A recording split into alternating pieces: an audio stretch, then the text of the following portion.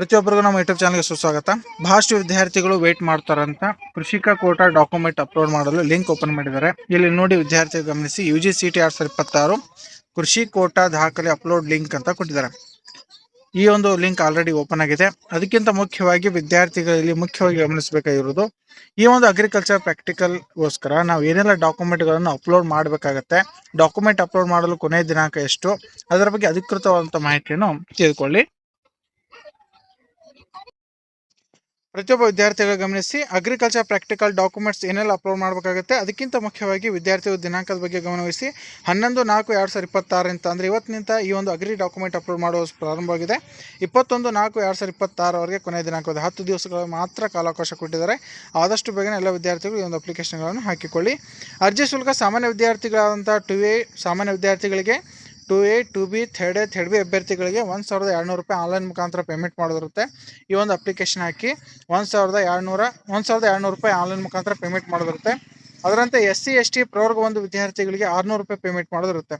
ಈಗ ಡಾಕ್ಯುಮೆಂಟ್ ಏನೆಲ್ಲ ಅಪ್ಲೋಡ್ ಮಾಡಬೇಕಾಗುತ್ತೆ, ಅಪ್ಲೋಡ್ ಮಾಡಲು ಬೇಕಾಗೋದು ಮುಖ್ಯವಂತ ದಾಖಲಾತಿಗಳಲ್ಲಿ ಒಂದು CET ಹಾಲ್ ಟಿಕೆಟ್ ಬೇಕಾಗುತ್ತೆ, ಹಾಗೂ ವಿದ್ಯಾರ್ಥಿಯ ಒಂದು ಫೋಟೋ ಬೇಕಾಗುತ್ತೆ. ಅದರಂತೆ ವ್ಯವಸಾಯಗಾರರ ದೃಢೀಕರಣ ಪ್ರಮಾಣಪತ್ರ ಯಾವೆಲ್ಲ ವಿದ್ಯಾರ್ಥಿಗಳ ತಂದೆ ಅಥವಾ ತಾಯಿ ಹೆಸರಿನಲ್ಲಿ ಜಮೀನು ಹೊಂದಿರ್ತೀರಾ, ಅವರ ಹೆಸರಿನಿಂದ ಪಡೆದುಕೊಂಡಿರುವಂಥ ವ್ಯವಸಾಯಗಾರರ ದೃಢೀಕರಣ ಪ್ರಮಾಣಪತ್ರ ಕೂಡ ಇಲ್ಲಿ ಅವಶ್ಯಕವಾಗಿ ಬೇಕು. ಕೆಲವು ವಿದ್ಯಾರ್ಥಿಗಳು ವ್ಯವಸಾಯಗಾರರ ಕುಟುಂಬದ ದೃಢೀಕರಣ ಪತ್ರ ತೆಗೆದುಕೊಂಡಿರ್ತಾರೆ, ಅದು ಕೂಡ ಆಕ್ಸೆಪ್ಟ್ ಆಗುತ್ತೆ, ಅದು ಕೂಡ ವ್ಯಾಲಿಡ್ ಆಗುತ್ತೆ, ಅದು ಯಾವುದೇ ರೀತಿಯ ತೊಂದರೆ ಇಲ್ಲ. ಓಕೆ, ಈಗ ಆಲ್ರೆಡಿ ತೆಗೆದುಕೊಂಡಿರುವಂಥ ವಿದ್ಯಾರ್ಥಿಗಳಿಗೆ. ಆಮೇಲೆ ಕೃಷಿ ಕಾರ್ಮಿಕ ಪ್ರಮಾಣಪತ್ರ ಕೂಡ ಅಪ್ಲಿಕೇಬಲ್ ಆಗುತ್ತೆ. ಯಾವೆಲ್ಲ ವಿದ್ಯಾರ್ಥಿಗಳು ಜಮೀನು ಹೊಂದಿಲ್ಲ, ಪಾಲಕರು ಜಮೀನು ಹೊಂದಿಲ್ಲ, ಆದರೆ ಕೃಷಿ ಕಾರ್ಮಿಕರಾಗಿ ವರ್ಕ್ ಮಾಡ್ತಾ ಇದ್ದಾರೆ, ಅವರು ಕೂಡ ಸಂಬಂಧಪಟ್ಟಂಥ ತಹಶೀಲ್ದಾರ್ ಆಫೀಸ್ನಲ್ಲಿ ಭೇಟಿಯಾಗಿ ಕೃಷಿ ಕಾರ್ಮಿಕ ಪ್ರಮಾಣಪತ್ರ ಪಡೆದುಕೊಂಡು ಅದರ ಒಂದು RD ನಂಬರ್ ಅಥವಾ ಅದನ್ನು ಕೂಡ ಸ್ಕ್ಯಾನ್ ಮಾಡಿ ಅಪ್ಲೋಡ್ ಮಾಡೋದಿರುತ್ತೆ. ಓಕೆ, ಮತ್ತು ಇನ್ನಿತರ ಏನಾದ್ರು ಡೌಟ್ಸ್ ಇದ್ದರೆ ಕಮೆಂಟ್ಸ್ ಮಾಡಿ. ವಂಶವೃಕ್ಷ ವಂಶಾವಳಿ ಪ್ರಮಾಣಪತ್ರ ಯಾರಿಗೆ ಬೇಕಾಗತ್ತೆ ಅಂದರೆ, ನಿಮ್ಮ ಒಂದು ಜಮೀನು ಅಜ್ಜ ಅಥವಾ ಅಜ್ಜಿ ಹೆಸರಿನಿಂದ ಜಮೀನಿದ್ರೆ, ಅಜ್ಜ ಅಥವಾ ಅಜ್ಜಿ ಹೆಸರಿನಲ್ಲಿ ಜಮೀನಿದ್ರೆ ಈ ಒಂದು ವಂಶವೃಕ್ಷ ಪ್ರಮಾಣಪತ್ರ ಕಡ್ಡಾಯವಾಗಿ ಬೇಕಾಗುತ್ತೆ. ಅದರಂತೆ ಆದಾಯ ಪ್ರಮಾಣಪತ್ರ, ಜಾತಿ ಮತ್ತು ಆದಾಯ ಪ್ರಮಾಣಪತ್ರ, ವಿದ್ಯಾರ್ಥಿಯ ಜಾತಿ ಮತ್ತು ಆದಾಯ ಪ್ರಮಾಣಪತ್ರ ಇಲ್ಲಿ ಅಪ್ಲೋಡ್ ಮಾಡಬೇಕಾಗುತ್ತೆ. ಇಲ್ಲಿ ಅಫಿಡವಿಟ್ 1 ಅಂತ ಹೇಳಿ ಇರುತ್ತೆ.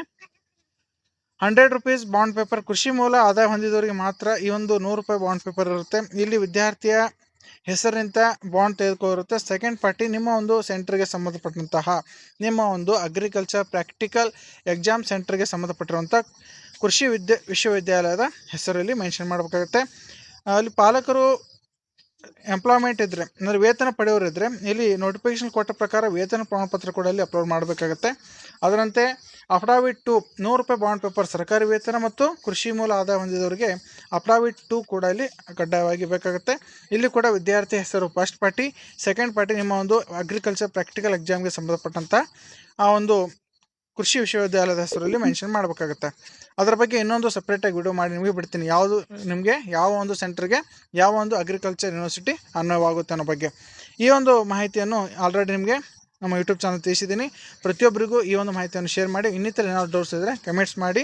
ಇದರ ಮಾಡೆಲ್ ಏನಿರುತ್ತೆ, ವ್ಯವಸಾಯಗಾರ ದೃಢೀಕರಣ ಪ್ರಮಾಣಪತ್ರ ಯಾವ ರೀತಿ ಇರುತ್ತೆ, ವಂಶವೃಕ್ಷ ಪ್ರಮಾಣಪತ್ರ ಯಾವ ರೀತಿ ಇರುತ್ತೆ, ಹಾಗೂ ಎಲ್ಲ ಅಗ್ರಿಕಲ್ಚರ್ ಯೂನಿವರ್ಸಿಟಿಗಳ ಬಗ್ಗೆ ಇನ್ನೊಂದು ವಿಡಿಯೋ ಮಾಡಿ ನಿಮಗೆ ಸ್ಪಷ್ಟನೆಯನ್ನು ಕೊಡಲು ಪ್ರಯತ್ನಿಸುತ್ತೇನೆ. ಮತ್ತು ಇನ್ನಿತರ ಏನಾದ್ರು ಡೌಟ್ಸ್ ಇದ್ದರೆ ಕಮೆಂಟ್ಸ್ ಮಾಡಿ. ಯಾವೆಲ್ಲ ಹೊಸ ನೋಡೋದಾದ್ರೆ ಮಿಸ್ ಮಾಡಿ ನಮ್ಮ ಚಾನಲ್ ಸಬ್ಸ್ಕ್ರೈಬ್ ಮಾಡಿಕೊಂಡು ಸೈಡಲ್ಲಿ ಬೆಲ್ ಐಕಾನ್ ಕ್ಲಿಕ್ ಮಾಡಿ ಆಲ್ ನೋಟಿಫಿಕೇಶನ್ ಓಕೆ ಮಾಡ್ಕೊಳ್ಳಿ. ಈ ಒಂದು ಮಾಹಿತಿ ವಿಡಿಯೋನ ಪ್ರತಿಯೊಬ್ಬರಿಗೂ ಶೇರ್ ಮಾಡಿ. ಧನ್ಯವಾದಗಳು.